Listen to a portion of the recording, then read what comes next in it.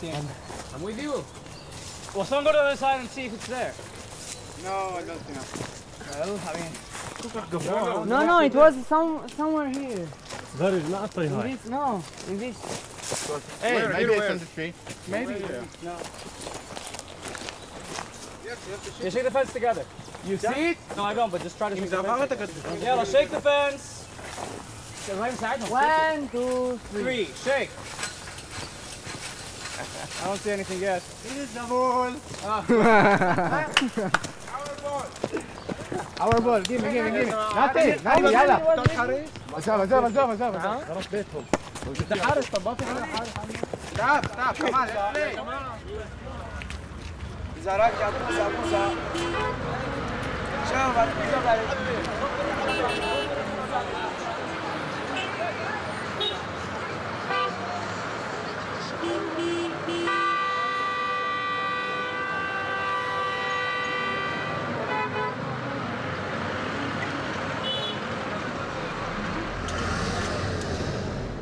We are talking about 763 checkpoints and barriers.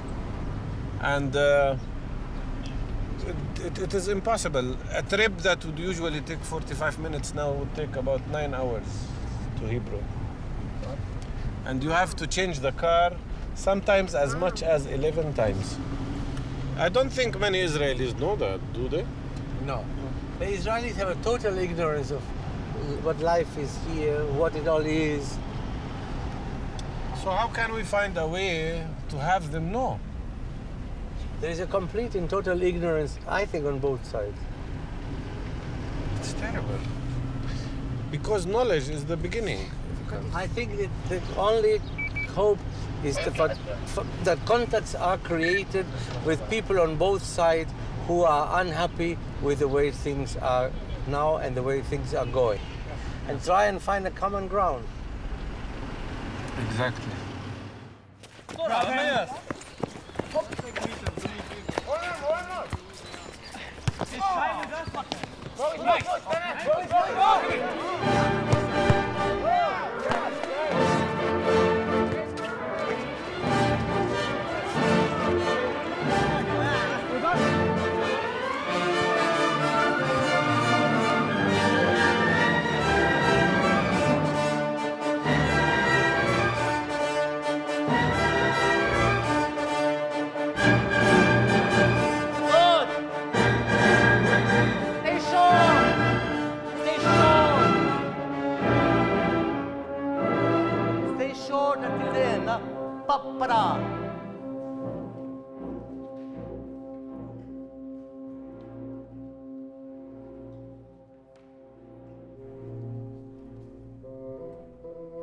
There were about 70 or 80 young people from the Middle East, from the Arab countries and from Israel. And the first time when I walked on and I saw the orchestra, but as you were in the middle of a rehearsal, the thing that struck me was how, I mean, obviously all of them had come from not only different backgrounds, but from very complicated circumstances, I suppose. You know, I mean, some are middle class, some are working class, some are Arabic speaking, some are Christian, some are Muslim, some are obviously from Syria, from Jordan, and so on. But at the moment that they were playing, in a strange sort of way, their personal identities and histories sort of dropped away. They become sort of irrelevant. And what's relevant is what they're doing towards you.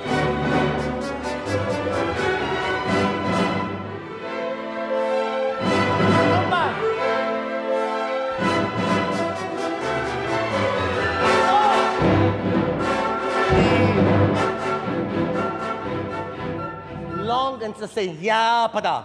Ya pada. Long and sustained. Deep.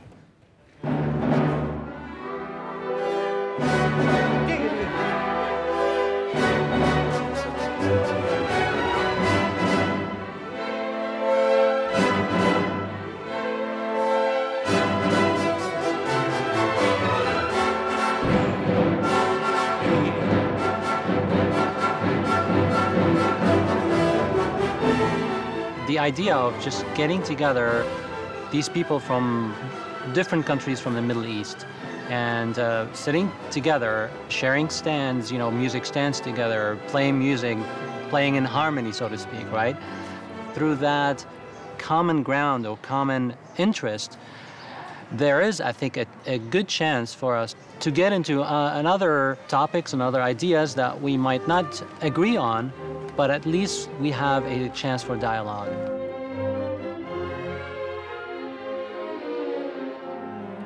What gave the impetus for the whole idea was Bernd Kaufmann, who was then the director of Weimar Cultural Capital of Europe 1999.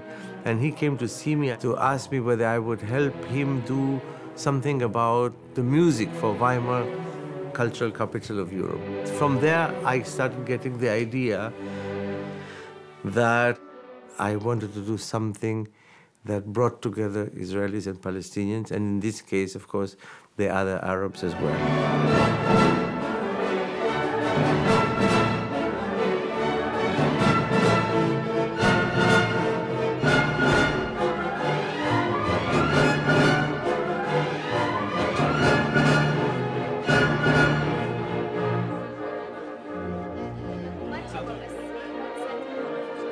So when it started, and when Edward and I started it, it was a total experiment. And it was very difficult because there's no relations between Syria and Israel. There were no relations between Lebanon and Israel. Cold peace between Israel and Egypt. And it was one had to be careful, not careful in the sense that something terrible might happen, but careful in the sense to see, curious and careful.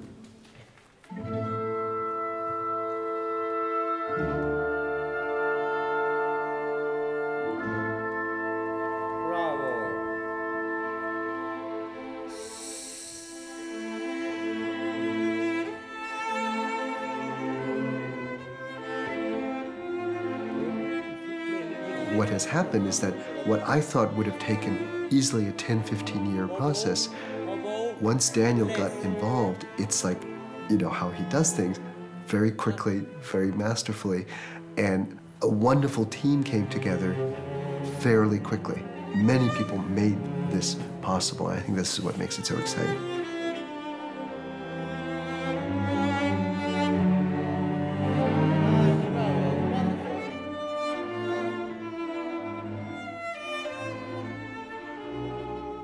So it's a very good experience. It's also adventurous in a way. You see, the musicians are learning so fast in this place. The first 2 days it was funny, people are playing differently, but now they are like a team. They're playing together, they understand more. See, the first day we sit down on the same desk. Now I know how he plays and he knows how the way I am. So we actually have some connection when we are on the same stand. But the first day, it wasn't like this. Now we understand each other more. So everything takes time in a way, and it will be better.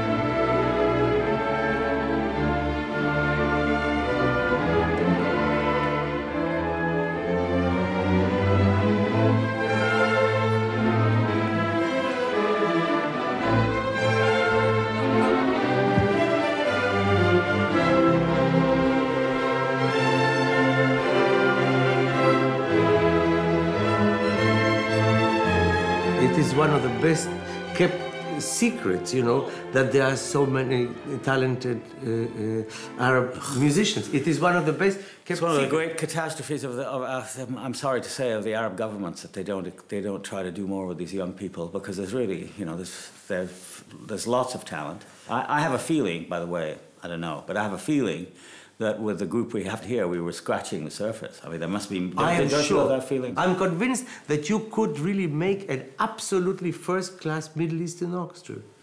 Convinced. Keep always going. Italy.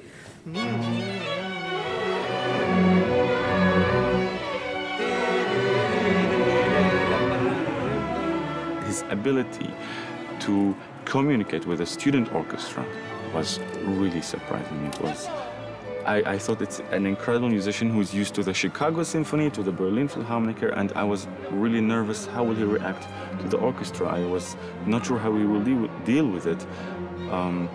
But his patience and his insistence and his dedication to every little detail and not giving up really inspired everybody here beyond belief.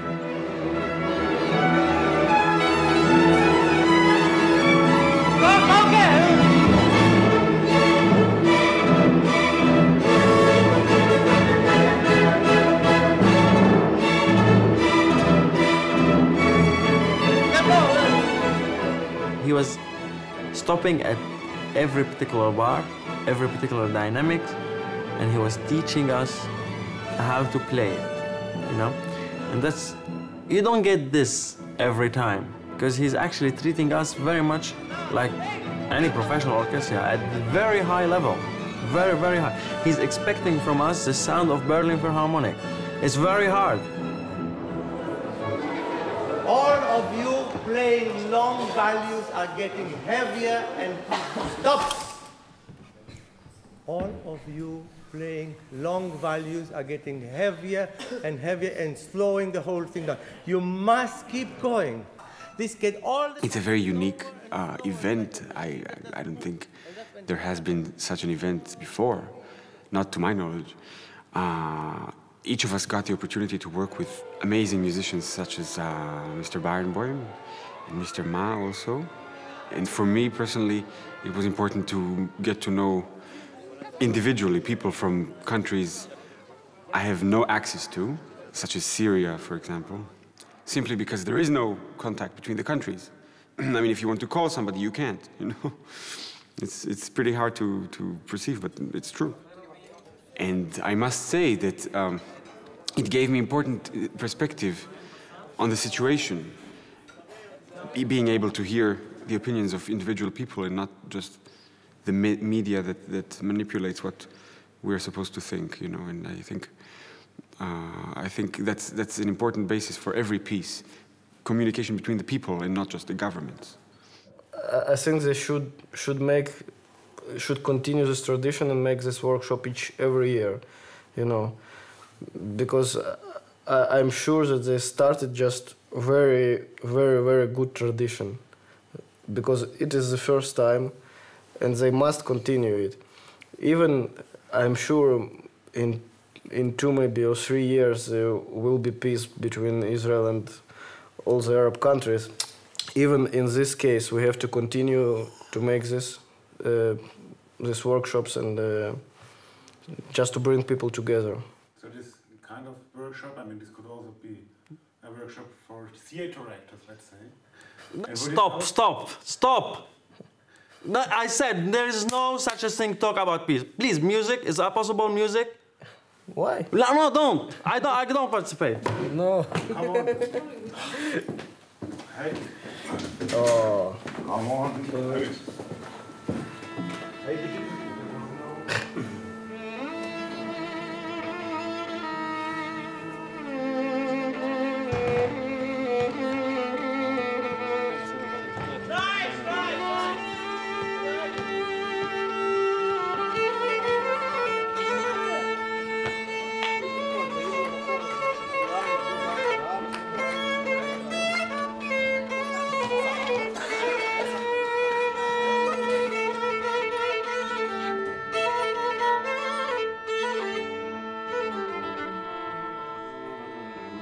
I think it's terribly important for you to understand that A, there are 20% of your population in Israel who are not Jews, and therefore are citizens of a state that is defined as a Jewish state, although they are there as non-Jews, and this poses a real problem for democracy.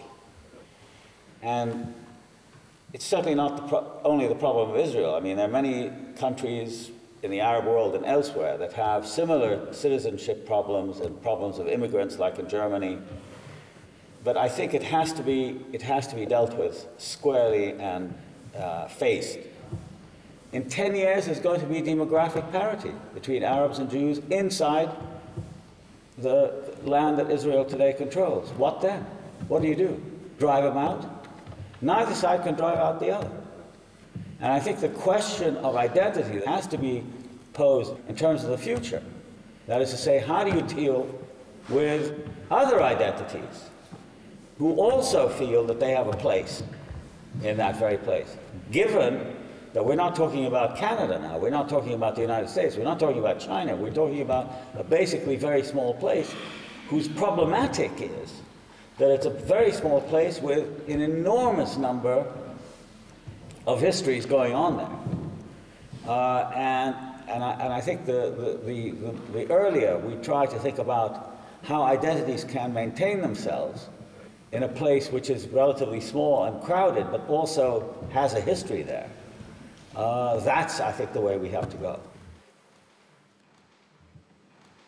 Shall we play? Now you play. I guess so.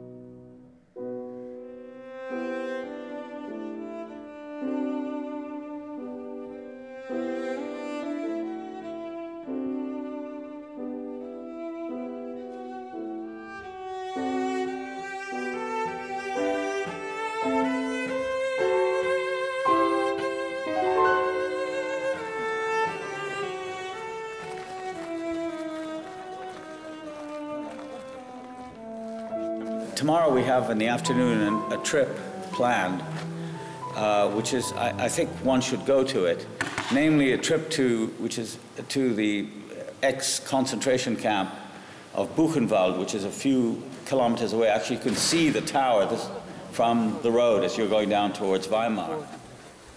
So I hope you have a chance to go tomorrow, and then tomorrow evening we have another discussion and can maybe discuss it then.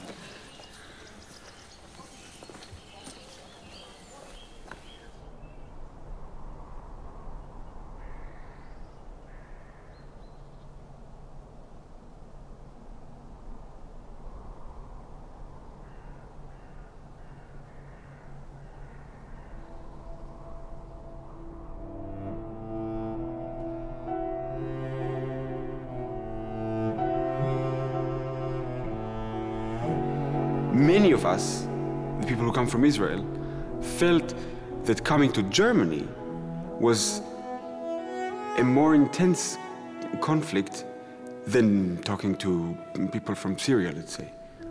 Because there is no question that the vast majority of people in Israel are seeking peace with Syria in the nearest future. On the other hand, this is something that already happened, and now we have to deal with it. It's actually something from the past that lies, you know, in all of us, in one way or another. And so, I mean, it really shows you what kind of atmosphere that we are working in, because, you know, it's not so simple.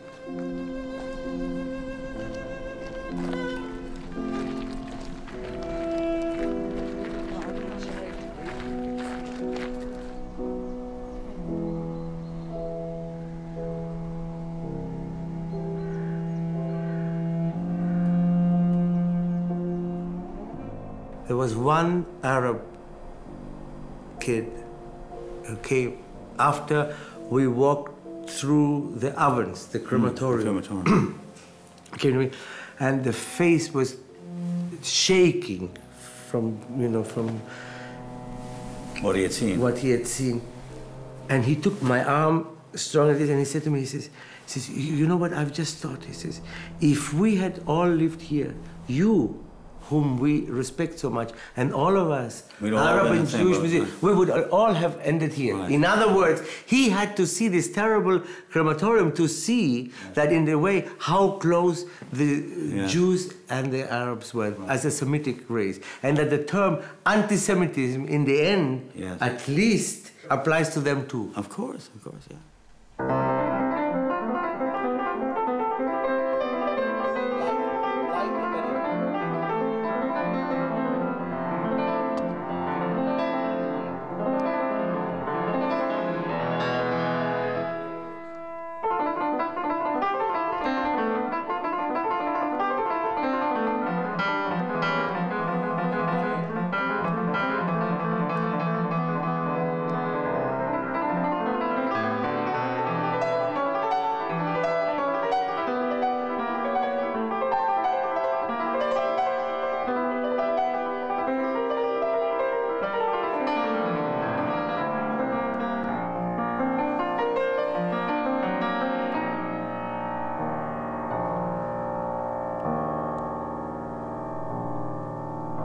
I was the youngest in '99, and still, as a 10-year-old, I was pretty naive. Israelis to me were something that's not human even. This is how I perceived it as a young boy, and it's something that isn't to be dealt with, something that should be isolated, because the only side we saw in Jordan is that of killing, of massacring even, of extreme brutality. That's the only thing I saw of Israelis. And for me to actually meet people that have the same interests as me and lead relatively similar lives, it changed my view of what a human being is almost.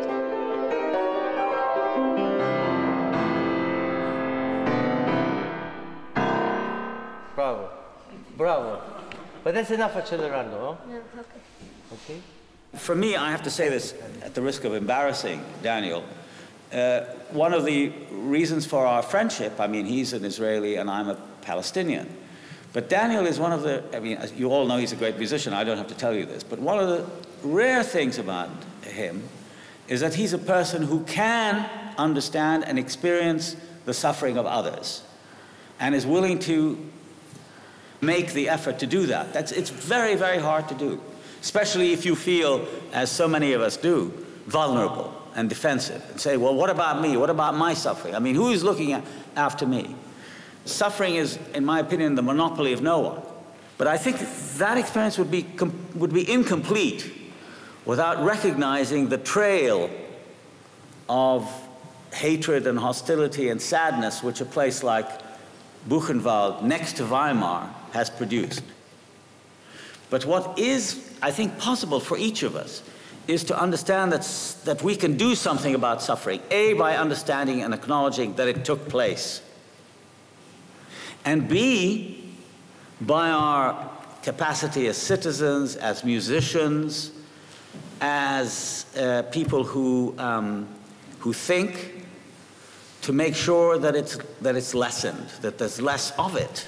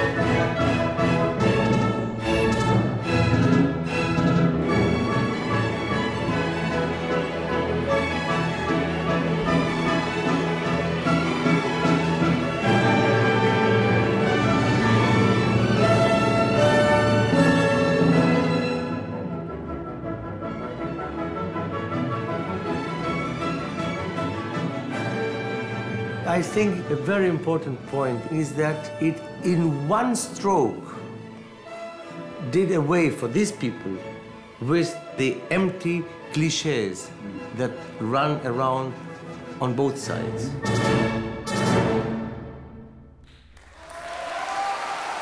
When they heard Muhammad, the first oboe, play the Beethoven 7th, you know, all the Israelis, you know, I could see that, you know. Yeah.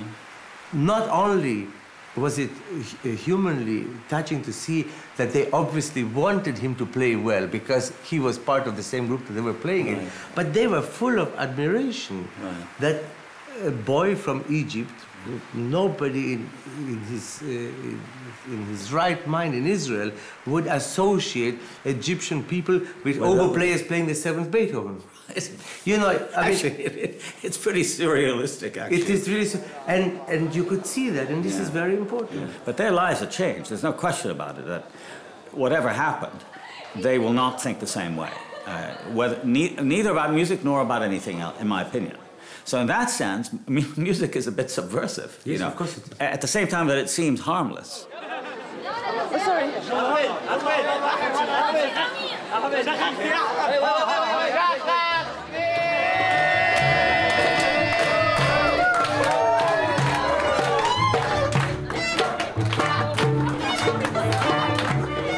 I'm not sure about what I heard, but I heard that this particular masterclass will be moving around the world. You know, so it won't be only, it will have the Weimar title, you see, but it won't be in Weimar. It might be in Paris, you see, it might be in anywhere. So it's actually, we hope it will be a first step for many.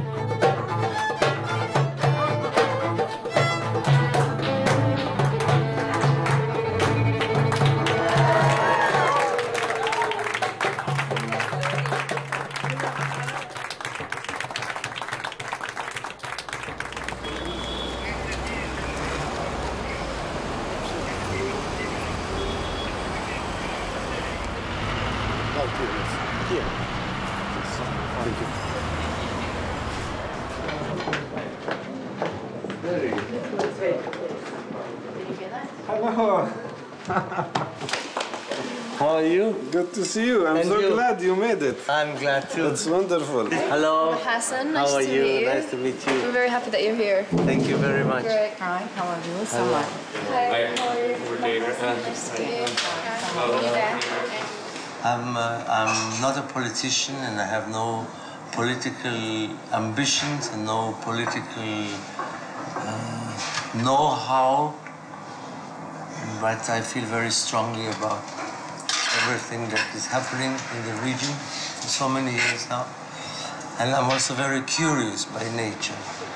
And this is why I came. I came, in fact, on the one hand, to stretch a hand and to play a little music, because this is what I can do. And on the other hand, to try and learn something and to see for myself. This is just an example of the damage. In the old city of Nablus, it's very badly damaged, and it's a very historical architectural place, more than 1,000 years old. The damage is terrible. I was in Jenin 2 weeks ago. The camp also is in very bad shape, so... Okay. Let's go to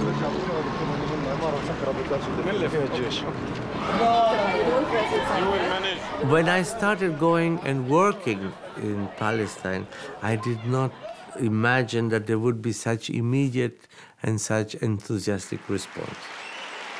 They have shown me so much affection and so much thirst for music, which is just wonderful.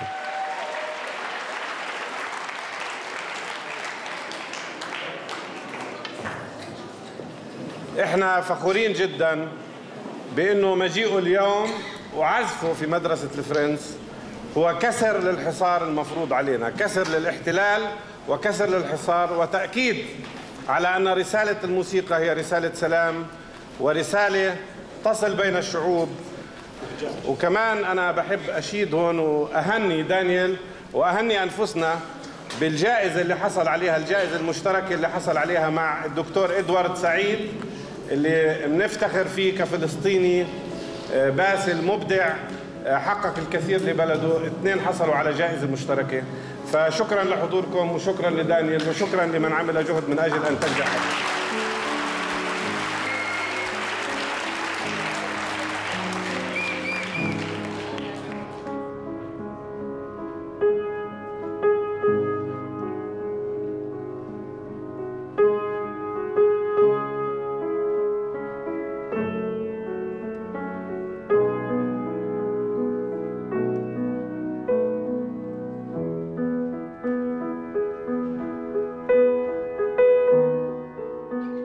One of the things that touched me the most was a young girl who came, and then I asked, "Are you happy? Are you here? You want me to come back?"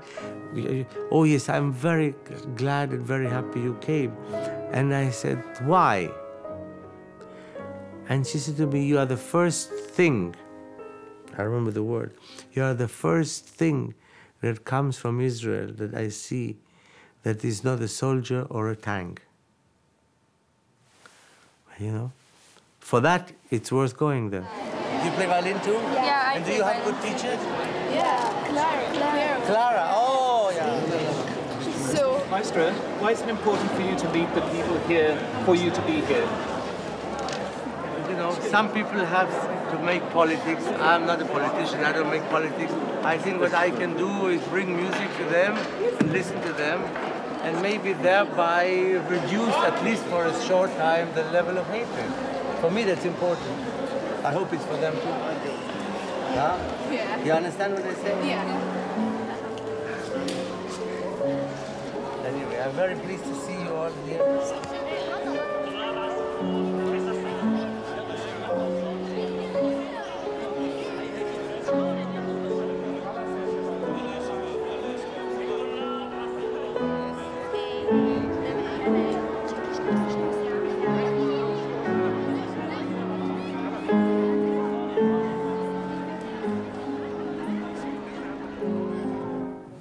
אתה ודאי שמעת על הפיגוע שהתרחש ביום ראשון.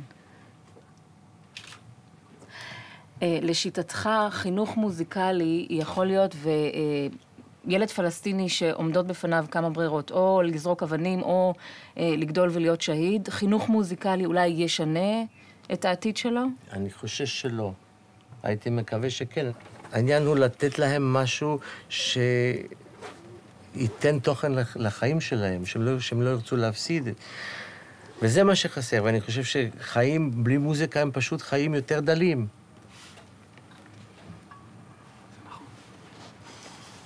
אי אפשר לצפות שבגלל זה לא. אבל על כל פנים, גם מבחינת חלוקת הזמן, ברגע שילדים הולכים 3 או 4 פעמים בשבוע לשיעור כינור או צ'לו, זה לפחות מספר שעות שהם לא עוסקים במחשבה קיצונית.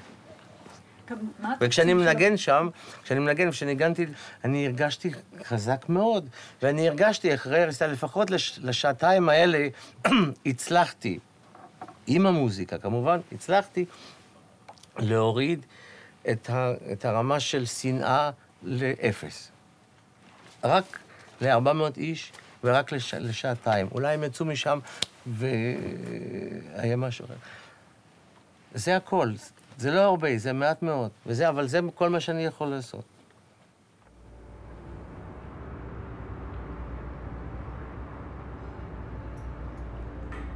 I don't know where my hope comes from.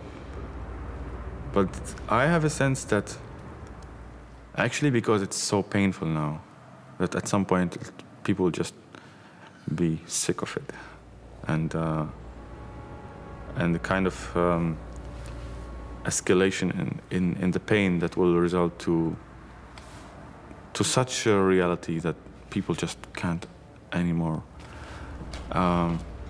But I thought we arrived at this point already a year ago, and still we are going the downwards path. So I really don't know. I think I have hope in new generation of politicians and new generations in general. Karim, you have a problem with the first notes always. Ya-ta-ta-ta-ta-ta, pa-pa. And for this, when you play...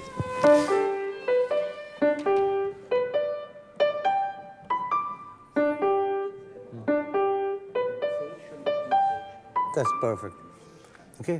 Play once more from the beginning. Forte sustain, no? George. Yeah. Forte. Sans diminuendo. Pi,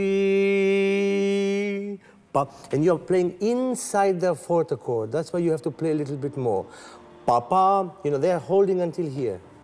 Wenn ich den kleinen Karim am Klavier sehe, aus Jordanien, ein Palästinenser aus Jordanien, und Inbal aus Israel am Cello sehe, das ist für mich eine unglaubliche Freude. Und George Geige aus Libanon, das ist schon für mich ein Geschenk.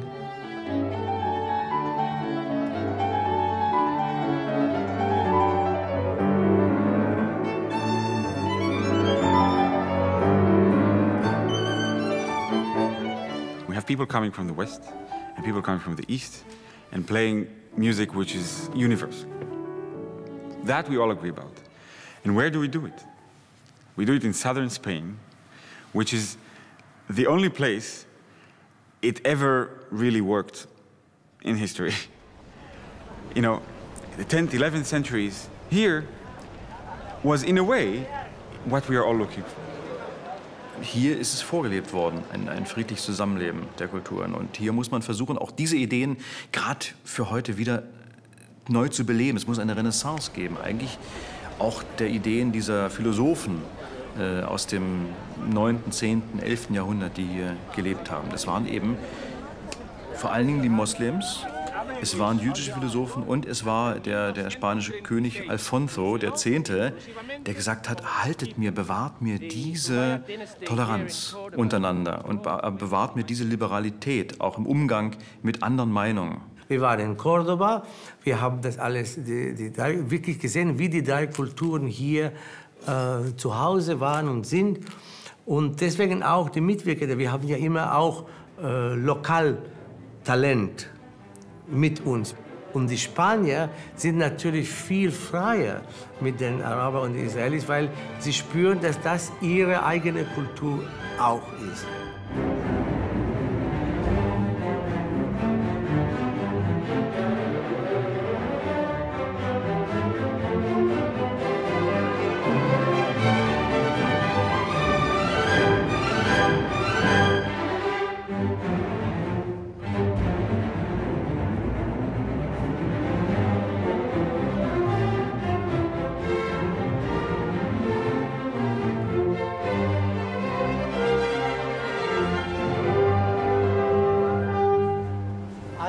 Whatever you expect me to do for it, but play the full bow. Play the full. I will bring you flowers. I will take you to dinner. I will take you dancing. I will do whatever you like, but please play the full bow. And die Lage im Nahost ist natürlich schlechter als im 99 waren noch viel mehr Hoffnungen.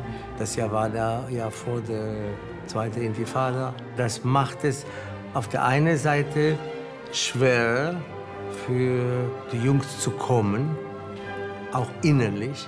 Und es tut denen bestimmt weh. Es tut den Israelis, die wissen von Bekannten oder Familien, die vom Selbstmordattentaten gelitten haben. Es tut denen weh, mit Arabern zu sitzen.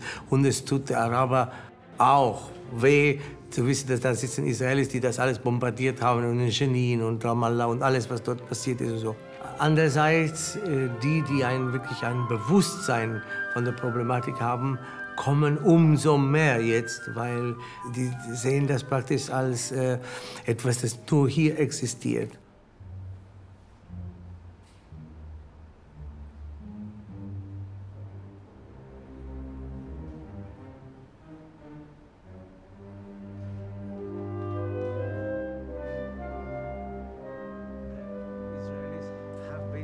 Very little to deal with because they're not going to get anywhere. And the same is true on the other side too. And I think that the dialogue is very important because if you have a dialogue, it doesn't mean that you accept the other's point of view. It means that you have a chance, you have a forum to express your point of view. But I have not a great sympathy for the word tolerance. Because tolerance for me smells of something that you accept somebody although they are less good or less intelligent or less beautiful or less... It's tolerance is That's not... different. Yeah, but... We're not being told what to think and how to express ourselves. No, somebody who doesn't like to talk about politics simply says nothing. And the others can carry on discussing the history of the Middle East until the morning. It's absolutely nothing is forced, nothing is planned, or simply it would be artificial not to talk about politics.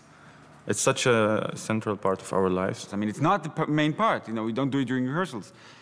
But obviously you want to do it. You have the curiosity to see what they think, how they think.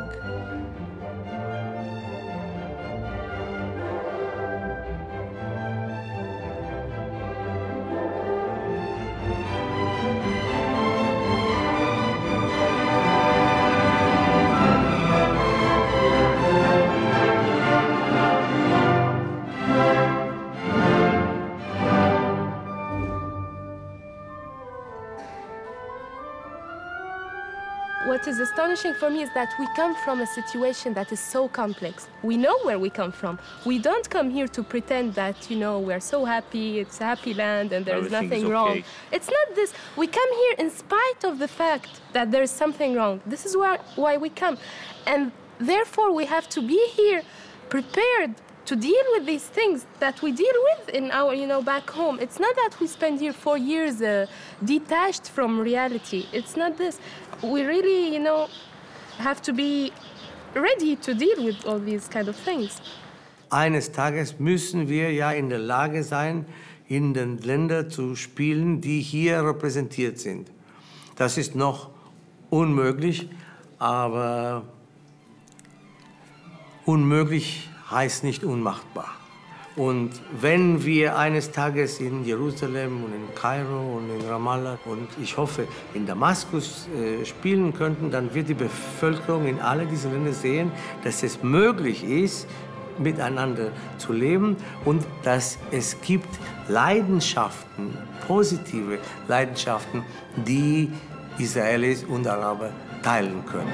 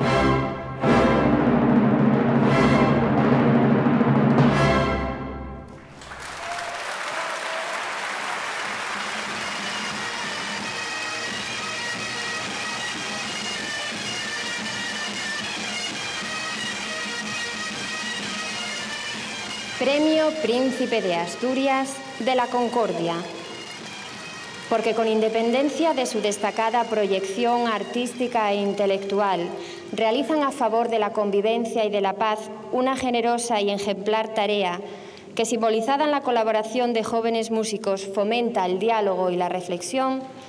El jurado ha concedido el galardón al excelentísimo señor Daniel Barenboim. Edward was very moved by the fact that this great prize was in Spain.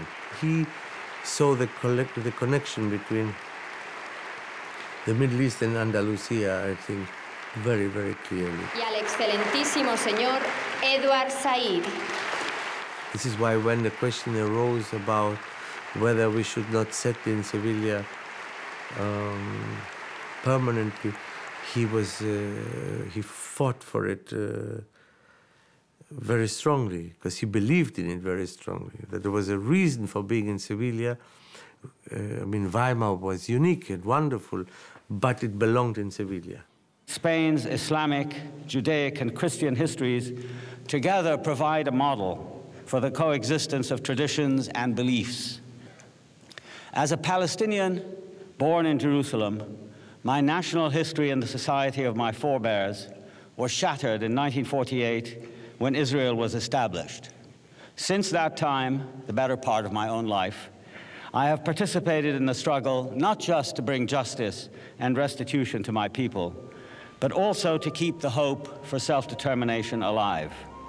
I should like to pay tribute to Daniel Barenboim, whose great musicianship has been offered as a gesture of the highest form of human solidarity to Palestinians and other Arabs. Strange though it may seem, it is culture generally, and music in particular, that provide an alternative model for the conflict of identities. My friend Daniel Barenboim and I have chosen this course for humanistic rather than political reasons, on the assumption that ignorance is not a strategy for sustainable survival.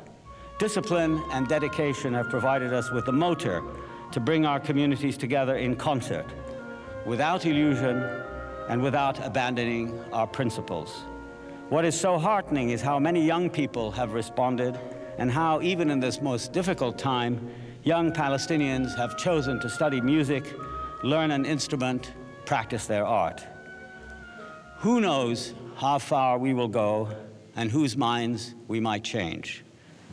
Edward was a symbol of Palestinian dignity, of Palestinian intelligence, of Palestinian culture, ambition, of Palestinian nationalism, patriotism, everything, you know. All the Arabs somehow saw Edward as everything they all together could maybe one day become. They saw that in the one person. Edward had that very unique quality of having moral authority.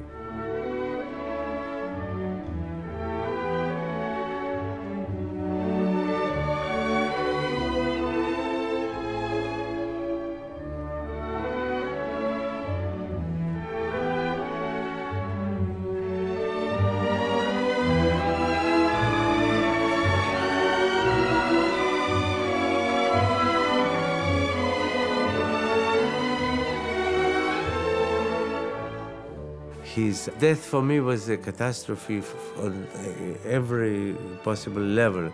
First of all, on a human level, because he was my closest friend. He had become a necessity for me as a friend.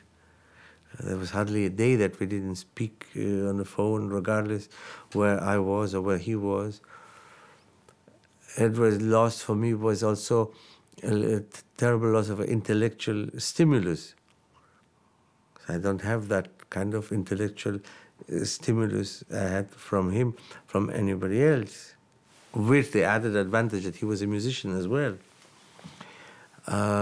Edward's loss was also a catastrophe for the project, because West-Eastern Divan, if you want, needs one from each side, as it were.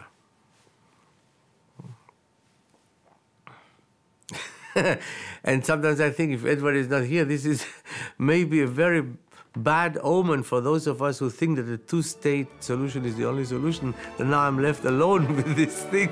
It's very frightening.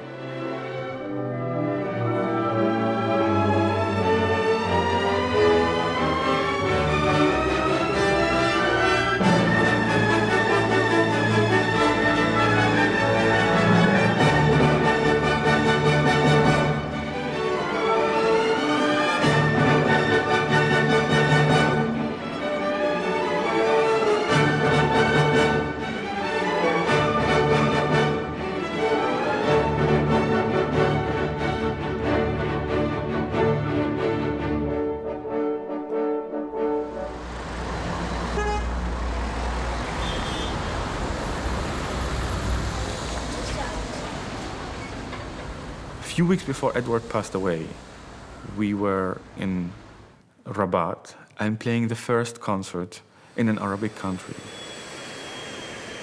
Some of the Israeli guys were first time in an Arabic land, in an Arabic country, and they didn't know what to expect. They had no idea what to expect. And all of a sudden, this Arabic country that is totally different aesthetic, totally different architecture, different, but still is so full of wealth and beauty and so on. And that was, I think, a big shock. It's not what Israelis expect from Arabic countries. That was a nice surprise. What worries me so much is the distorted image. The media is spreading around all the time about the Arab and Muslim world. And the only thing we can do really about it is to try to get out of this shell we've been living in for so long and just show the world what we have got, you know, to do what we really are, because you can't just sit anymore at home and let those great powers just tell their own version of the stories and of history.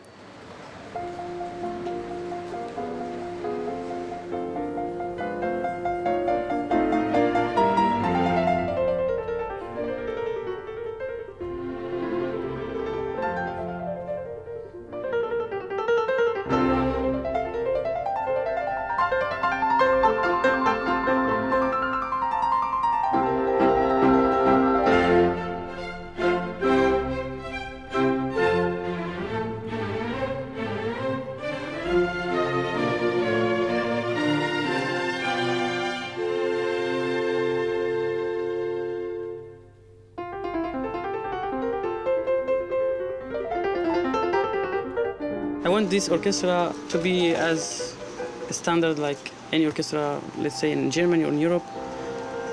And I want to perform in all the Middle East countries. And I hope the people can accept this. I mean, some people can really give us a chance to go and show them how we are very succeeded more than governments.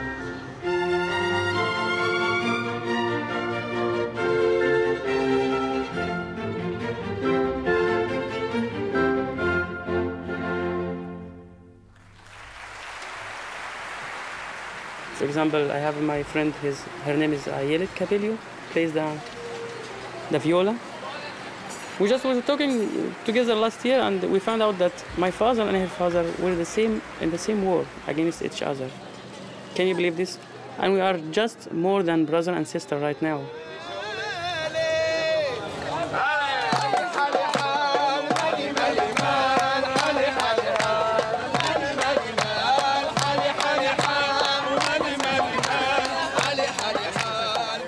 Because that first experience was so successful and so smooth, nothing went wrong, I think that broke the first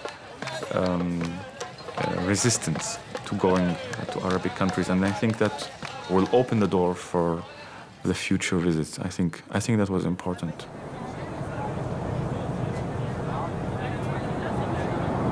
It was really overall wonderful experience. I'm very happy that we could go, really. I hope we can go to more Arabic countries very soon. We have to. We must do it. And it's really, I think we really have to praise Mr. Barenboim's courage. Yes. Really, it's very important for us because I think all of us now feel how it is not only important but really necessary for an artist to be committed to humanity, to be interested in what's happening. You know, the fact that he goes to Ramallah and he defies all laws and rules and he puts his own life in danger just to go and play for Palestinians, teach, whatever. I think everybody is becoming really interested in the other.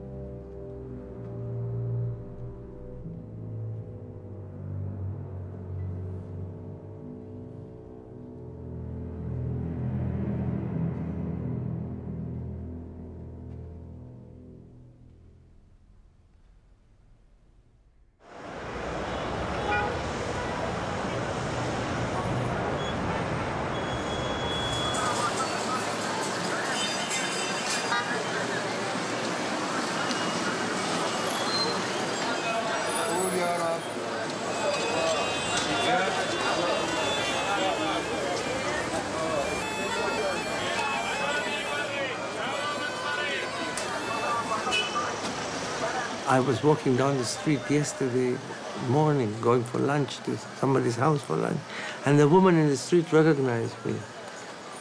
And she took both my hands in hers and she said to me, she says, "Thank you for coming." That's all. You know, I thought in Ramallah, you know, we have this idea that nobody's culture there. That's not true. I mean, in Israel, people think that all Palestinians are plumbers or car mechanics at best. It's a mixture of this old colonial idea of the third world. And I notice when I speak to Israelis about this whole thing, they, you know, this is like I'm crazy. And I feel in many ways very privileged that I can have contacts there as well. How old is it?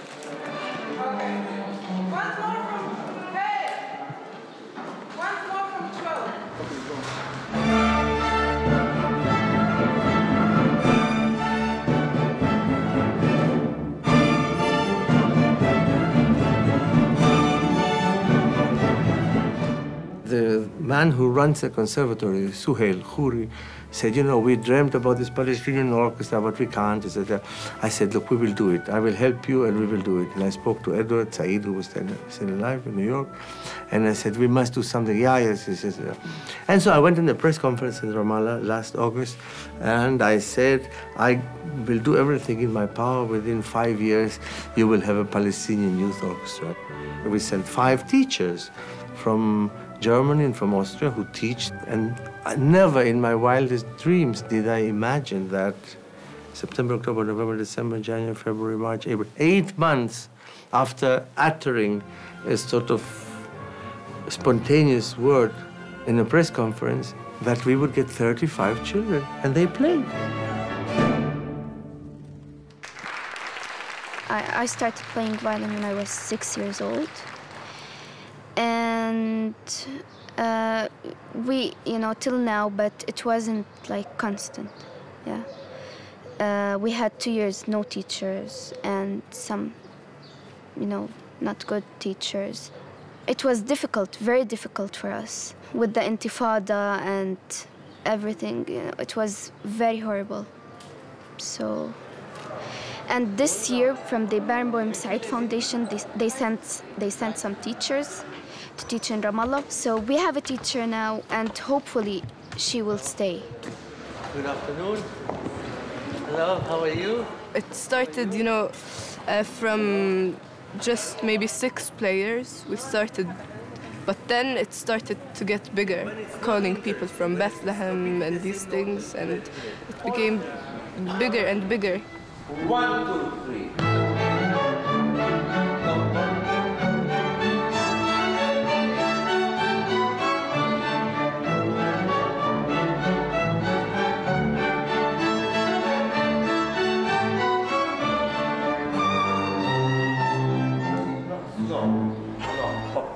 Yup, pop, pum, where it's heavy. Yup, pop, pum. You don't need to do too much bow for that.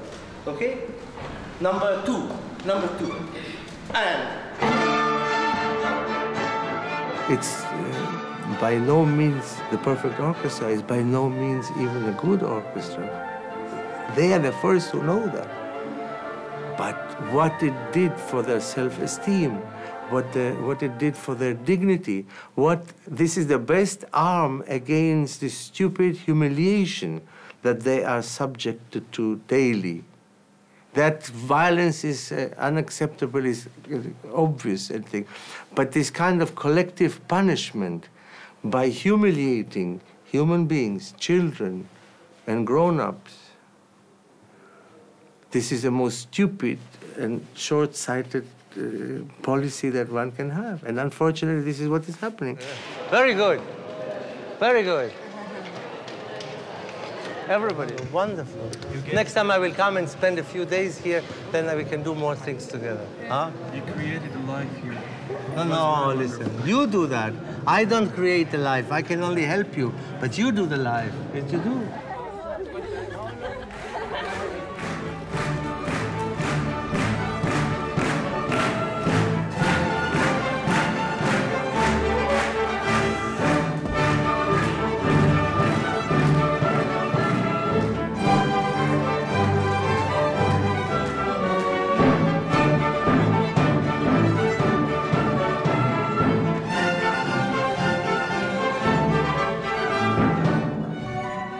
Some of the Palestinian youngsters have been coming to Sevilla and having lessons and watching the workshop as observer. But Time, the girl who played also in the orchestra in Ramallah, made so much progress this last summer that she asked to play one movement of the Tchaikovsky Symphony in the rehearsals of course, yes, and then the other one, etc., etc., etc. At the end, she played the whole symphony, and then she wanted to come on the tour. So I hope that there will people like her will continue to come, and that there will be more of them in the orchestra.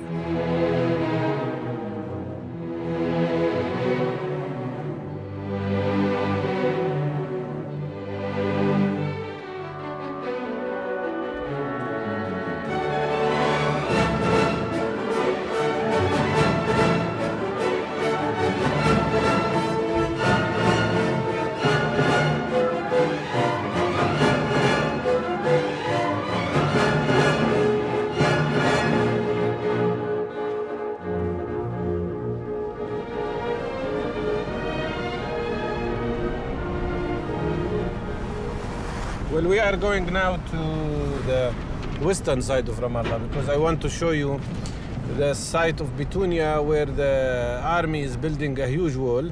So basically, I will show you how this city is becoming a prison, surrounded by the wall almost from all directions.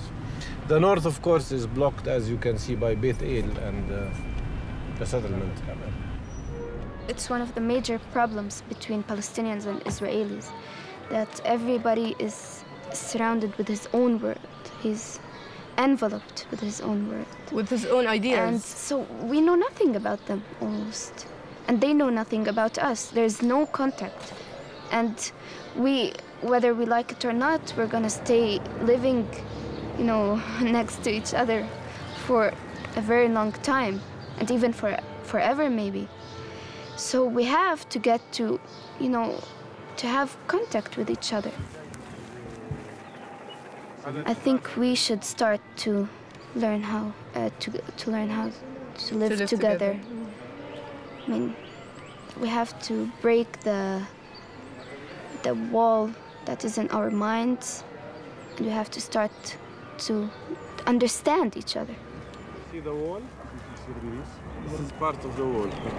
It's not built yet as a cement, but this is how it goes. A road and an area that is cleaned, and then the wall itself, two sheiks. So what side will be what? كيف الجهة الفلسطينية وكيف ايش بفسر؟ هذا يعني هذا كل الجهتين، هذه فلسطينية وهذه فلسطينية، هنا سجن بتونيا. بس كيف هذول هون بدهم يسكروا على رام الله. سكروا على رام الله، خلص هذا نقطة. This is the side of Ramallah. Nobody can cross this. And this will be blocked from here for us. But I thought that when the wall was there was also to make room for an Israeli area. There is no Israeli area. All these lands is Palestinian. All these lands Palestinian. And here also? Yes, of course. So why do you need the wall here? To confiscate land. That's what we've been saying. It's not a wall for security. It's a wall to, it's between, not between Palestinian and Israeli areas, it's between Palestinian and Palestinian areas. And they will confiscate land for Israel? Anything beyond this wall will not be accessible to people here. Yes? I sit sometimes with the orchestra beside an Israeli girl. Her name is Tal. My name is Tala. Her name is Tal. You know, there's no wall between us, you know, and she, when I make something wrong, you know, she marks it and she tells me, oh, you need to shift here or something. You know, and there's nothing between us. We're just like human beings. We're sisters, you know, and there's no wall. But when we go back, you know, it's just, and in the 1st of September of this year, you know, the wall will finish, you know, and it would be all ready and this thing. So, you know, I'm really worried, you know, every Palestinian country will be just surrounded with this wall. It's like a big prison. I don't know if I can get out after that from, you know, my country.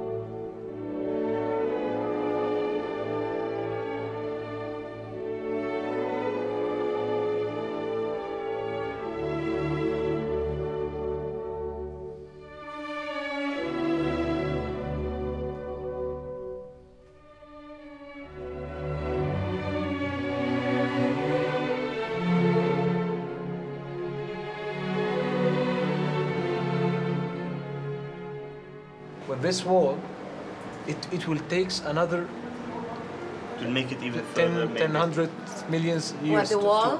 But the wall also. It makes the problem much bigger. Much longer, not bigger. Much longer. No, it's so hard to decide. It will take 100 years. To decide if it's good or bad. I tell you, honestly. Because you know Palestinians, this wall they can't jump over the. They will find a way. They can make an aeroplane and go over the wall. It's not, the wall will not protect, but it makes it more longer, So more and more. Imagine that you live in Israel and how you can protect yourself. By make real things to. For example, there's a lot of places are. I know that everybody go out now. The Arabs go outside. So maybe if no, the discussion will not work. I don't know, but it's not. You see? But it's not the war. But, you see, okay. you can't I say. can, but it's not the war. Of course, it's not. And of course,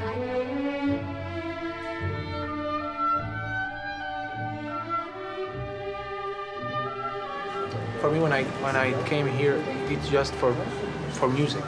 Of course, yeah. To play with Mr. Daniel Barenboim to see how. But it's a good idea because now I know how you think, how you. Yeah, you break this wall. You know, you break the ice. It's a good Of idea. course, we can. We know each other more, and we learn about each other. That's the really good thing. For example, with Nasib. He's a bad one, you don't know. I didn't know nothing about Lebanon, and now he told me.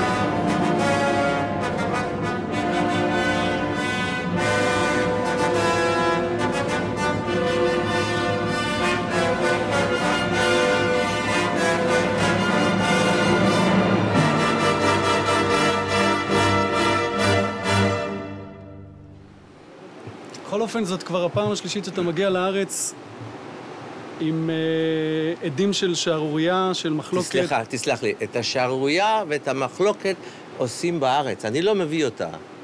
אל תשים דברים בפי, כי אני לא אומר את זה.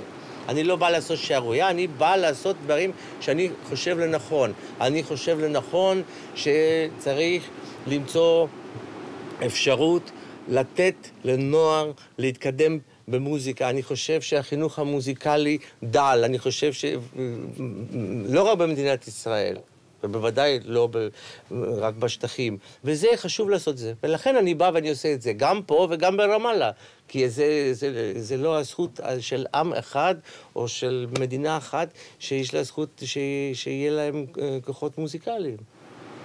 מה אתה אומר למי שבאמת מזמין אותך בשם האיזון, כשאתה הולך לנגן ברמאללה, לבוא ולנגן גם בהתנחלות או תסלח לי, אני אף פעם לא האמנתי שזה תפקיד של מדינת ישראל להיות כובש. אנחנו יושבים שם בשטחים שלא שייכים אלינו. איך אתה יכול לשים את זה? זה לא איזון. לא תופיע בהתנחלויות? אה? לא תופיע שם? בוודאי שלא. בוודאי שלא, אני לא רואה אני רואה את ההתנחלויות כסרטן בכל הפרוצס הזה. אין לנו מה לחפש שם. אין לנו מה לחפש שם.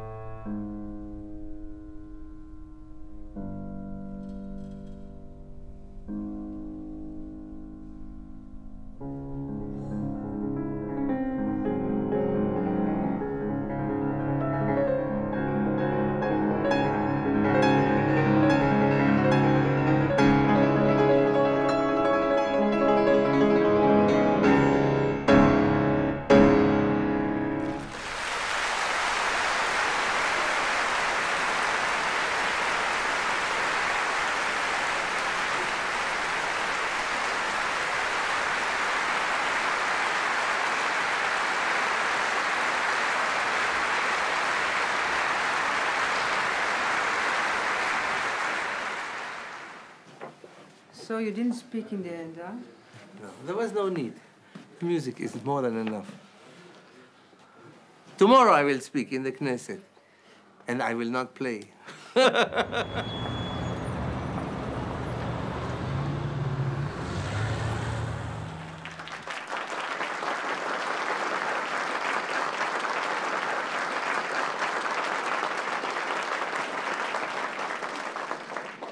ועתה, אל הפרס באומנות בתחום המוסיקה.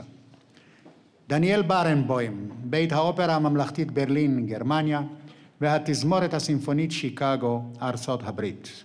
כאדם בעל מחויבויות מוסיקליות ואנושיות עמוקות, שזכה למעמד של אחד מגדולי המוסיקאים בני ימינו. אתכבד להזמין את דניאל ברנבוים לקבל את הפרס מידי נשיא המדינה, בבקשה.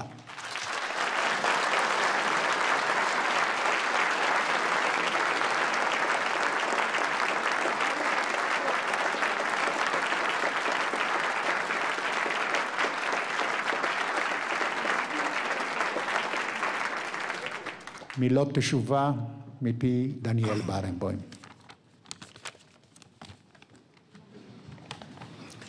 כבוד נשיא המדינה, שרת החינוך והתרבות, ממלא מקום יושב ראש הכנסת, נאמני קרן וולף, קהל נכבד.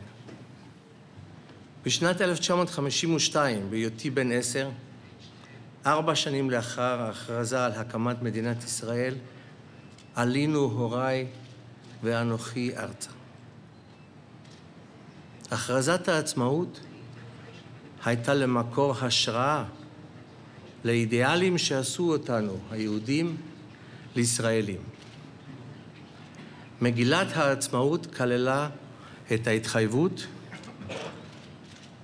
וברשותכם אני מצטט. מדינת ישראל תשקוד על פיתוח הארץ לטובת כל תושביה. תהא משוטטת על יסודות החירות, הצדק והשלום לאור חזונם של נביאי ישראל. תקיים שוויון זכויות חברתי ומדיני גמור לכל אזרח, בלי הבדל דת, גזע ומין. תבטיח חופש דת, מצפון, לשון, חינוך ותרבות. סוף ציטוט. התחומים על מגילת העצמאות התחייבו גם בשם כולנו להושיט, ואני שוב מצטט, יד לשלום ושכנות טובה לכל המדינות השכנות ועמיהן. סוף ציטוט. ואני שואל היום, בכאב הבוקע מליבי, האם מצב של כיבוש ושליטה בעם אחר מתיישב עם מגילת העצמאות? האם יש היגיון בעצמאותו של עם אחד במחיר הפגיעה בזכויות היסוד של עם אחר. האם העם היהודי, עם שההיסטוריה שלו רצופה סבל ורדיפות, יכול להרשות לעצמו להיות אדיש לזכויותיו ולסבלו של עם שכן?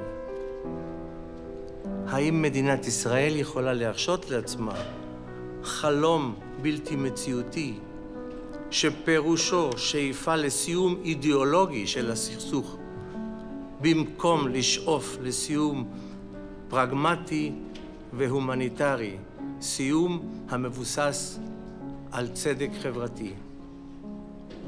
מאז ומתמיד האמנתי שאין פתרון צבאי לסכסוך היהודי-ערבי, לא מבחינה מוסרית ולא מבחינה אסטרטגית.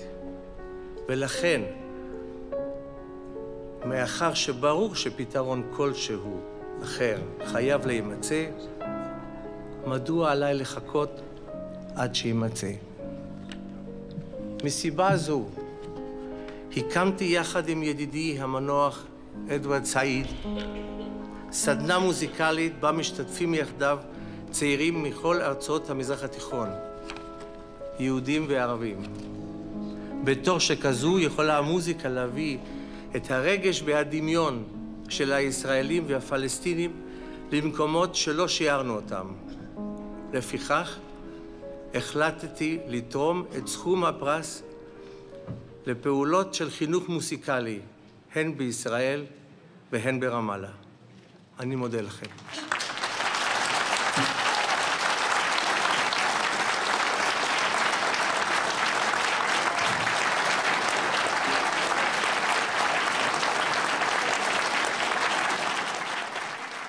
כיושבת ראש קרן וולף, אני רוצה להביע את צערי על כך שמר ברנבוים בחר את הזירה הזאת, את הבמה הזאת, כדי לתקוף את מדינת ישראל.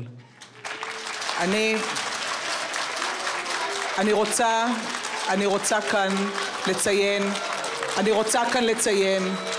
אני מבקשת לציין, אני מציעה, בואו ננהג, גם אלה שלא מסכימים לעמדתי. אני מציעה לנהוג באופן תרבותי. אני רוצה כאן להדגיש, ההחלטה להשתתף בטקס הזה ולתת לדניאל ברנבוים את הפרס כאן היום לא הייתה קלה. אני מרשה לעצמי להגיד, לא רק לי. אני יכולתי לנהוג כיושב ראש הכנסת שבחר לא להיות כאן, חשבתי שזה לא נכון יהיה. חשבתי שנוכל לנהל את הטקס הזה באופן תרבותי, לא מטריס ולא פוגע. כיבדתי את החלטת ועדת הפרס. אני מצפה שכולם יכבדו גם את המעמד הזה. צר לי שדניאל ברנבוים בחר אחרת.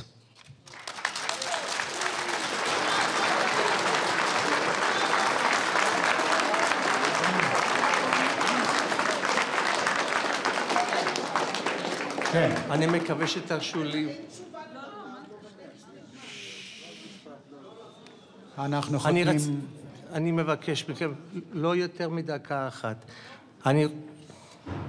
אני רוצה להודות לשרת החינוך, שהיא באמת הזכירה שיש כאן חופש גמור. העובדה היא שניתנה לי גם האפשרות להגיד את הדברים שאמרתי. אני רק מבקש להסביר שאני לא התקפתי את מדינת ישראל, אני הרשיתי לעצמי לקרות ממגילת הכרזת העצמאות ולשאול שאלות רטוריות. זכותך, גברת שרת החינוך, לתת תשובות אחרות. תודה.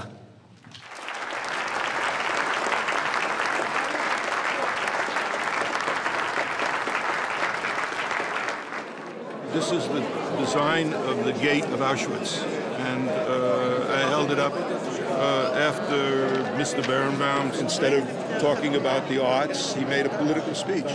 The idea that you can completely ignore the political situation here and think that you could make peace with people who want to kill you. I mean, who kill you every day.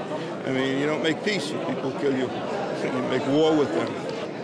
the Arab nation, the Islamic world is attempting to destroy Israel as an independent Jewish state. And he's a party to helping that process. Okay, ready? Put the head inside. Ready? Yeah. 1, 2, go! 3.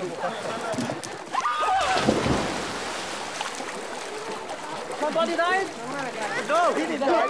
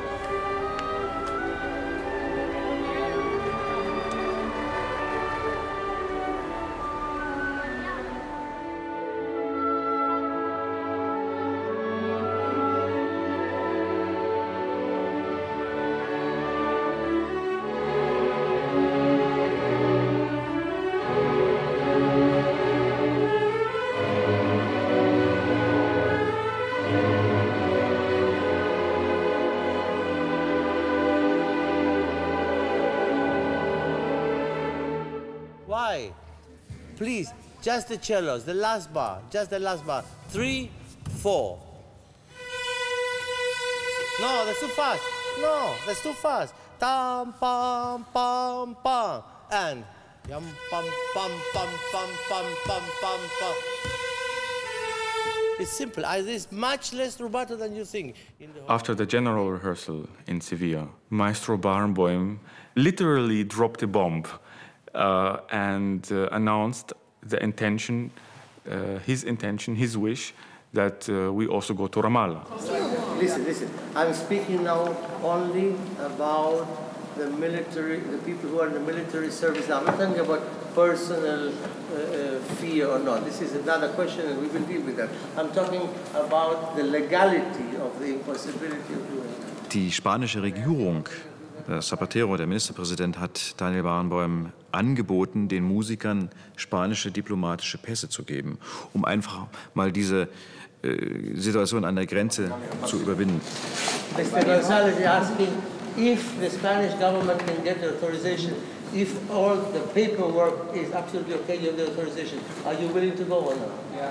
Huh? You, yes. Who is not willing to go? Huh? We have to maybe... Pardon? I'm not saying that I'm not afraid to go there, but I have certain trust that if they will organize that, they won't leave us not secured. I mean, it's a whole procedure to organize something like this. It takes a lot of time. Das ist ein Schritt, das muss jetzt jeder, also ein Denkprozess, den muss jetzt jeder Einzelne für sich erstmal durchmachen. Da gibt es viele Hunderte von Gesprächen und da muss man den Musikern auch die Chance geben, so ein bisschen nachzudenken, tief durchzuatmen und sich das auch mal bildhaft vorzustellen.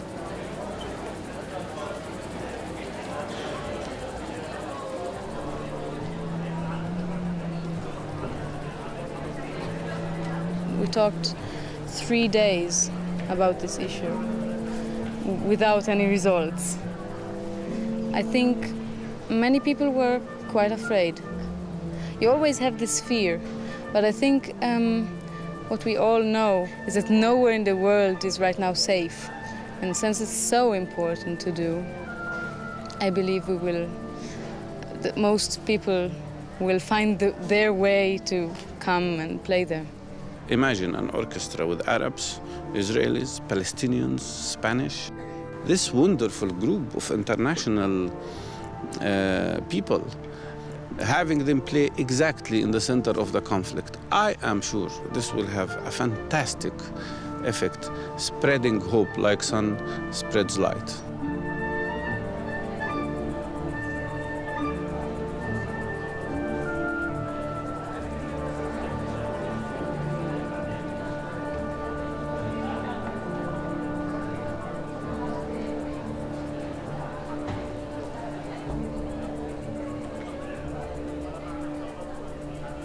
Unfortunately, we could not go because of security reasons.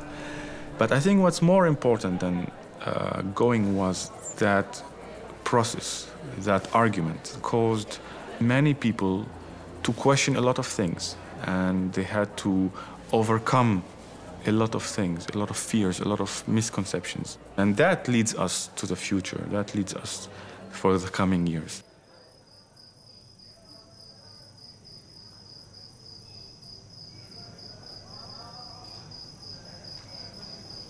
I hope one day it will be possible. I really want to go. I really want to have the concert also in Ramallah. I think it's important. It's everything that is not usual, you know, a part of the day is important. If you can do something for humanity, one small thing, it's part of the ideal of the orchestra, and you need to make it happen. You can't just sit on the side and say, okay, it will, it won't. You need to tell your opinion and do it.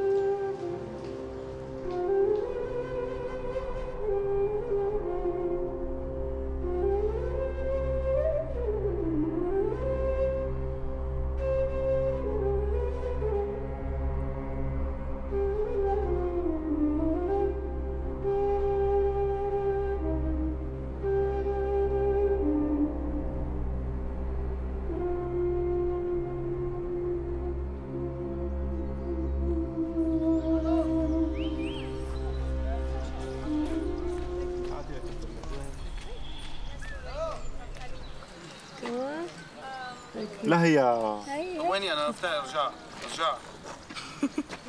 ايوه فوق ابو الفيل راس بارنبويم ما بعرف عم كلنا نوصل على الصوره شايف شوف نديم ايه حلوه الصوره روان هو دائما هيك لازم عم صفر حلو شو زبرزدار ودانا حلو هي طلباتهم يعني ما لي علاقه وانا ليش ما نفذت لي طلباتي؟ لا In Wiesbaden, our last concert in Europe, this concert in Ramallah was still not 100% sure.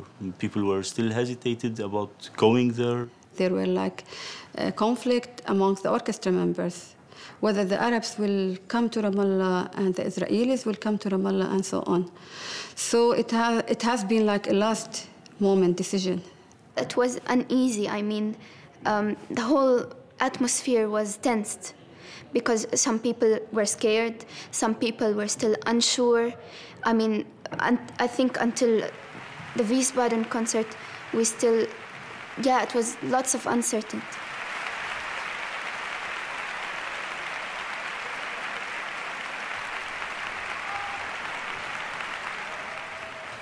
So the Israelis are, of course, afraid there will be not too much security for them. The Arabs are afraid to go over the Israel territory and that they come back to Syria or to Lebanon and somebody asks them, where did you go? You were in Israel. And the Spanish guys are just afraid that something will happen. I play in this part, Beethoven, 5th Symphony. I don't want to Ramallah. A little bit. Yes.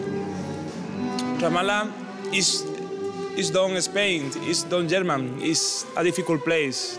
יש ישראלים שלא נוסעים. אני מבינה אותם לחלוטין. אני מזדהה עם הפחד, אני מזדהה עם החשש, אני מבינה את ההורים שלא רוצים שהילדים שלהם ייסעו. זה מצב שבו כל מה שצריך זה בן אדם אחד שלא מוצא חן בעיניו. וזה מאוד פשוט לבצע דברים. If I want to go, I have to feel very comfortable to go and come back as I didn't go. I mean, I don't want to have problems. Maybe. By the end, everything was clear. It was, we are going there, we are doing this step finally. For everybody's sake, it was unfortunately, to split the group. The Israeli and the Spanish people go to Tel Aviv, and then to Ramallah, and the Arab people will be flying to Amman and then carried to Ramallah. וזה מסובך. זה קשה לאנשים באופן אינדיבידואלי, גם בגלל התגובות של המשפחות וגם של החברה ובמקומות מסוימים של המשטר. אבל כולם עכשיו מחכים לזה, כולם מצפים לזה. ואני מקווה שכל יהיה בסדר. את יודעת, אני אאמין שזה קורה ברגע שכולם יהיו על המקום. אנא, תחלק עכשיו את הדרכונים הדיפלומטיים הספרדיים. אתם לא יכולים להיכנס, זה המצב שלי גם כן. אתם לא יכולים להיכנס לישראל עם דרכון ספרדי. אתם חייבים להיכנס עם הדרכונים הרגילים. את הדרכונים הדיפלומטיים אתם תקבלו עכשיו במטוס ותשתמשו בהם ביום ראשון במחסומים. It was one of the things that made everybody relaxed because if any unexpected situation will be there, it means that we are directly under protection of the Spanish government. רציתי להגיד לכם שעכשיו מהרגע הזה יש לכל אחד מאיתנו אחריות קולקטיבית. שזה באמת, עכשיו זה כבר מאוחר, אבל זה באמת ההזדמנות האחרונה לא לבוא. שכל הפתעה לא נעימה, שמישהו פתאום מקבל פחד, מחר, זה יכול להזיק באופן ענקי לפרויקט חשוב מאוד. אז אני מבקש שתחשבו את זה באמת עוד פעם, ואני מבטיח לכם, אני לא יכעס, זה יכול להיות יום חשוב מאוד בשביל כל העתיד של הפרויקט הזה, ושל כל מיני דברים אחרים שאנחנו לא יכולים היום בכלל לחלום עליהם. הרי אם היינו אומרים שאדוארד היה פה לפני 3 שנים, אנחנו צריכים לנגן ברמאללה. We only got the Europeans to Ramallah that night. So the Israelis went home until it's been decided, agreed with their family that they participate in the concert. So the day that they come is the same day of the concert in the morning. They will not spend any night in Ramallah.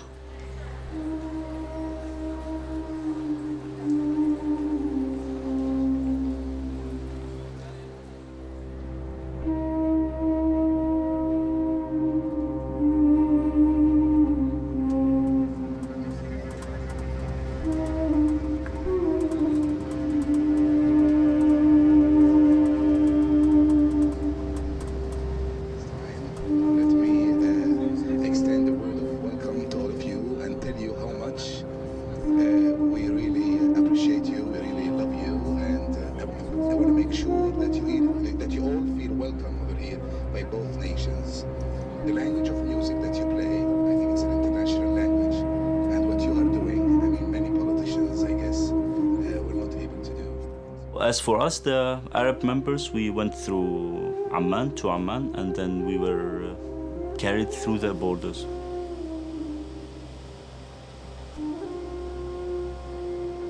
It's the first time that we passed through a military Israeli checkpoint, and I mean, for us as Lebanese or Syrians, or I think for everybody in the Arab world, the Israeli army has a different meaning. So it was a big moment of anxiety, big question marks in our heads.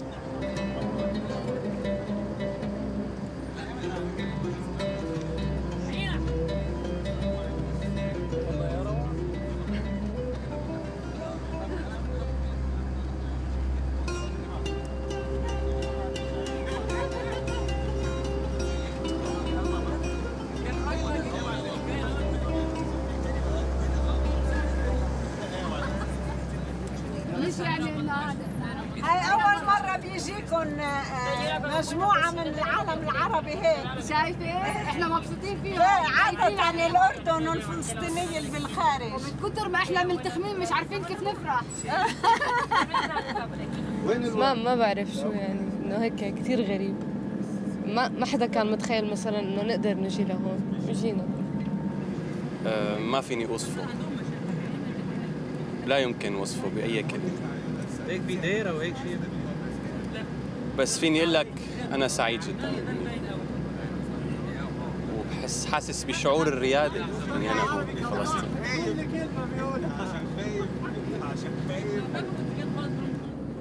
يعني مبسوط إن دي أول مرة أجي، والأراضي المقدسة كان نفسي أروح القدس أصلي هناك، بس طبعا ما فيش فرصة دلوقتي. إن شاء الله بعدين إن شاء الله ربنا يسهل.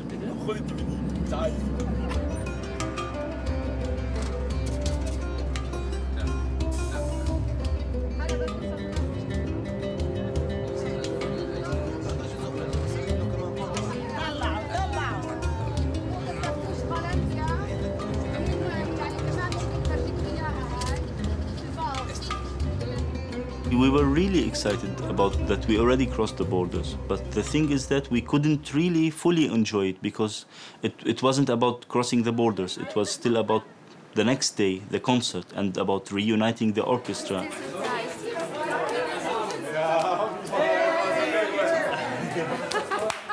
It was so great. Welcome. Hi, how are you doing? Welcome. Can you imagine we're here? Yes. They can't imagine themselves here. It's like I'm in a dream. You are wonderful people, really, very courageous and Hi, it's a very tenacious. Wonderful. Everybody's I'm very here happy. now.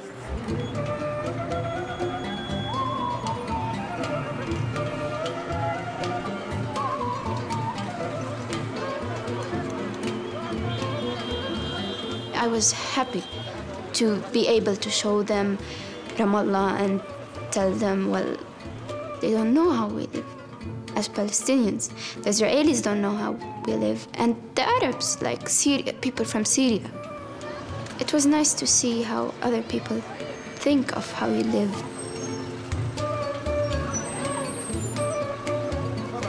The nicest experience is actually to be able to enjoy life in this place where there are very horrible circumstances. This is really what is very surprising for me, and I am very touched by it. Even us, the groups of the orchestra, we were kept in dark about the exact timing of arrival of the Israeli group for security reasons. The first moment we understood that it might be this time is that when it was announced that the next morning we have a rehearsal at 10. It's been arranged with the German and Spanish and the French consulate to provide us with 12 diplomatic cars to collect all the Israelis from Jerusalem. There was a meeting point there. And they'll come directly to the cultural palace where they spend the whole day there. They are not allowed to leave the cultural palace.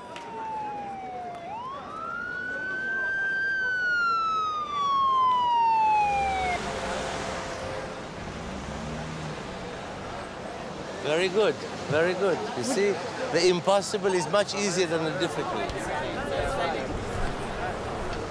I feel great. I feel the dream of Edward Said is coming true.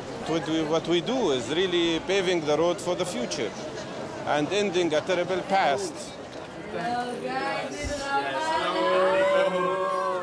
Hi. Nice to see you. We were waiting for the beginning of the rehearsal, and then one by one the Israeli group were coming on stage, also dressed and also ready to play with their instruments. All the anxiety and all the stress that all the thoughts that we were thinking through the past 3-4 days, now that they are here, it's done. אני עדיין לא קולטת, פשוט קשה, לא קולטת פשוט, זה לגמרי הזוי, הזוי לחלוטין. כל כך פשוט, זה מגוחך עד כמה זה היה פשוט להיכנס ובאיזה לחץ היינו ובעצם כמה זה היה טיפשי. אבל כיף לא נורמלי. זה מפחיד, זה מרגש, זה לא מה שציפיתי וכן מה שציפיתי, זה הרבה מאוד דברים. אני חושבת שהמוזיקה זה הדרך הכי טובה להגיד את זה, בעיניי. לפחות לנסות. Good morning to everybody. I think I should clap for you. I want to thank you all, from wherever you came, for your wonderful determination, for your courage, for your hard work, and for your creativity.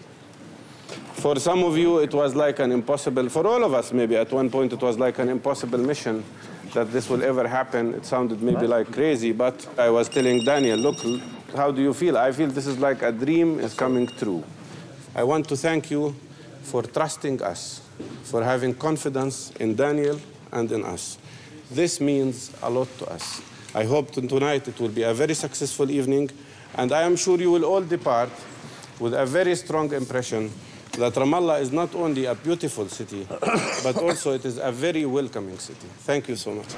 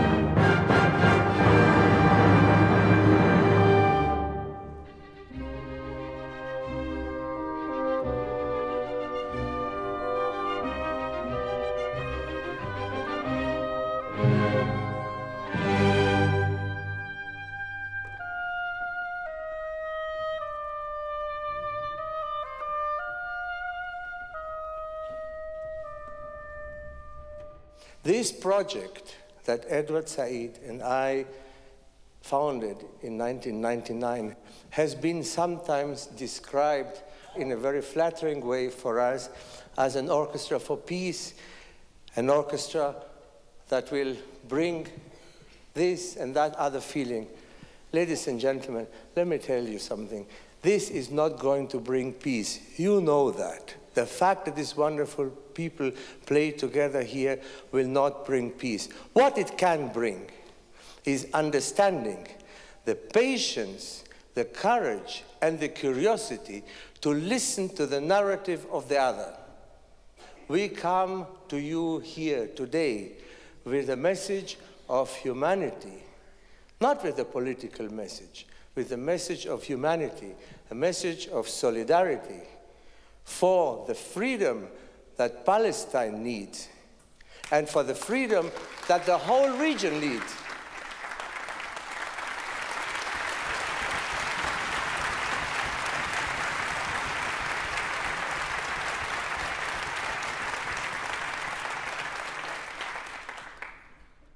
It is our belief that there is no military solution to this conflict.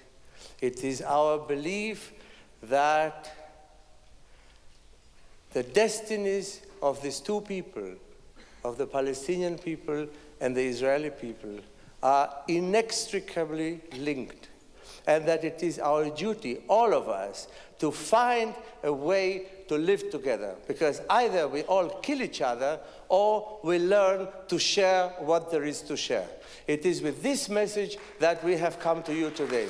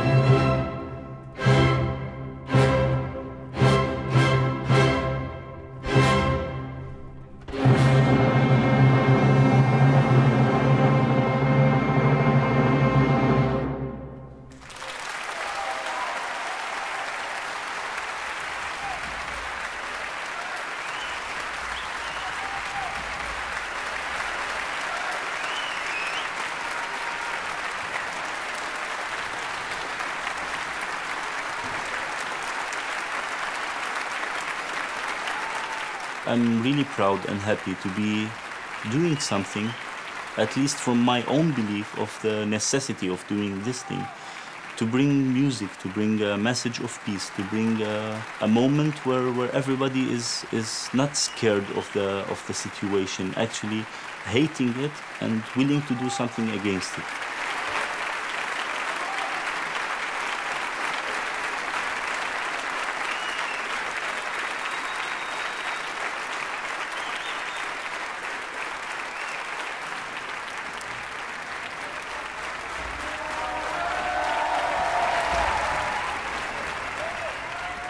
I don't know,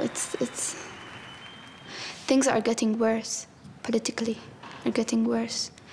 And yeah, I mean, now they are bad. I hope they don't get even worse and worse. It's the workshops, this divan workshop, which helps even more than the music itself.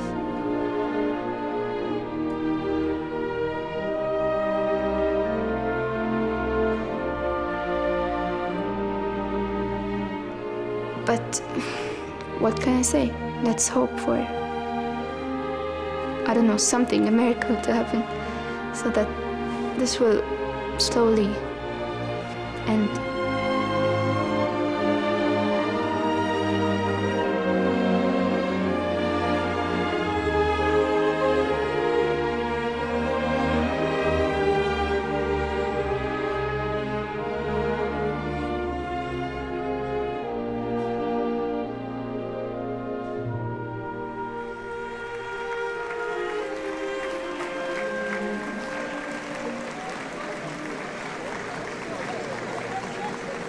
Thank you. כל הכבוד.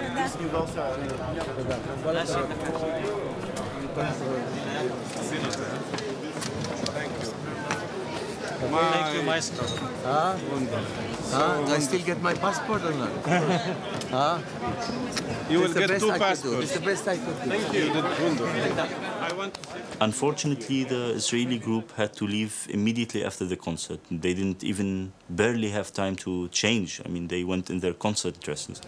We barely had time to say goodbye, and they had to be rushed into the cars with police surrounding the place with armed men. But it was agreed this way because it's safer, it's better for the security. You did a wonderful job. He's one of the police station. We thank you for coming, and he's very appreciate you are here. We have to thank all of you for making it possible. I hope you felt the warmth of the people. It's wonderful.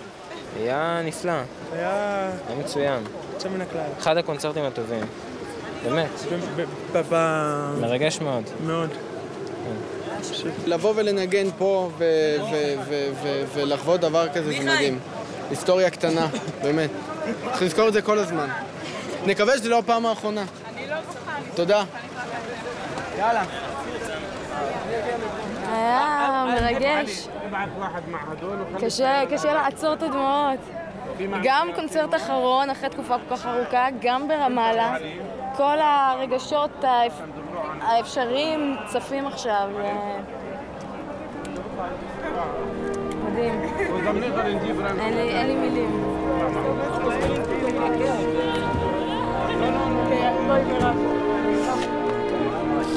Fiat!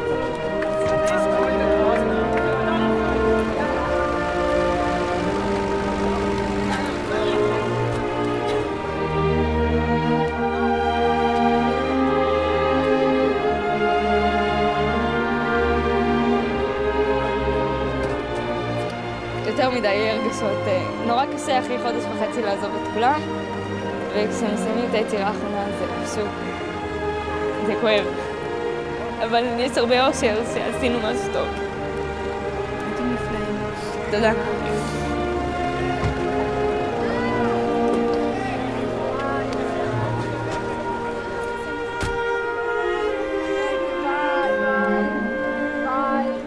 It was a big moment of, I mean, mixed feelings, happiness, farewell, sadness, another reminder of the situation that we are in, that it's not just a normal concert, it is a very, very special historical moment.